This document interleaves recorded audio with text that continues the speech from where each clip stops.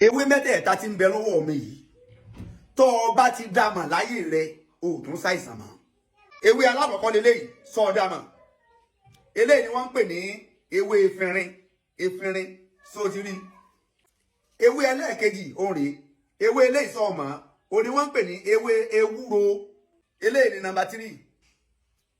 Eléyìí ewé ẹlẹ́ẹ̀kẹta yìí òun ni wọ́n ń pè ní ewé ejìnrìn ajá.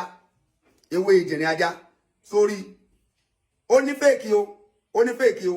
Ṣùgbọ́n tí ó jẹ́ kó mọ̀ pé eléyìí gangan ni original, ó ní èso yìí.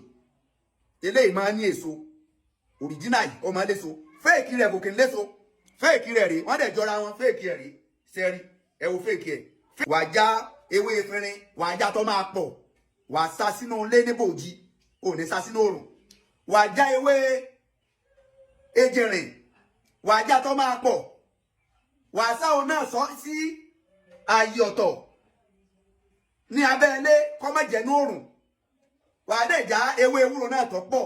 Wàá sá òun náà tí mẹ́tẹ̀ẹ̀ta bá ti gbẹ lábẹ́ ibòjì tó sá sí ní kó má jẹ́ ní òrùn.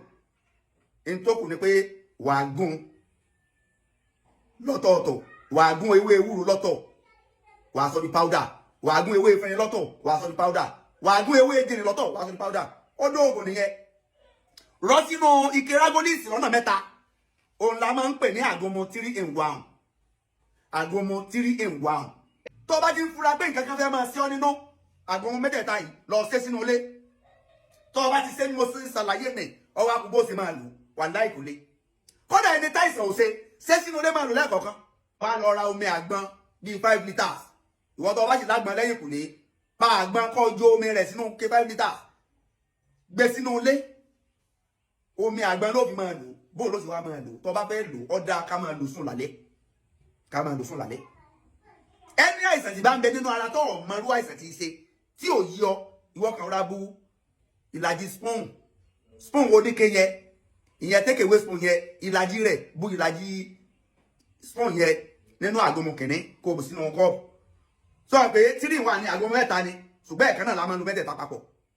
Wàá bú ìlàjì spoon oníke yẹn nínú àgúnmu tó jẹ́ ejìnrìn tó wà ní òkè kan. Wàá bú ìlàjì spoon níbẹ̀. Wàá tún bú ìlàjì spoon oníke yẹn nínú eléyìí tó jẹ́ ewúro.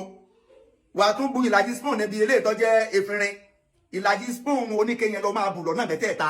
Wàá wá bù sínú kọ́ọ̀pù ẹyọ kan. Wàá wá sí kíni. Wàá bú omi àgbọn bíi glass cup tọ́ḿbìlà yẹn glass cup snap yẹn kó bú omi àgbọn glass cup yẹn mẹ́ta kó bù lé lórí ro papọ̀ kó mú lálẹ́. Ṣe bẹ́ẹ̀ níjọ́ kìíní, ṣe bẹ́ẹ̀ níjọ́ kejì, ṣe bẹ́ẹ̀ níjọ́ kẹta. Kò sí bírú àìsàn tó ń bẹ nínú ara rẹ̀ sì lágbára tó. Ara rẹ̀ máa fúyẹ́ ní sá. Wàá gbádùn ní sá. Ọlọ́run máa ń lò ní sábàbí gan. Ìwọ tó o bá nígbàgbọ́ tó o pé gbogbo nǹkan ní làláì lọ try rẹ̀. So tó o bá wá try rẹ̀ tó fẹ́ dúpẹ́.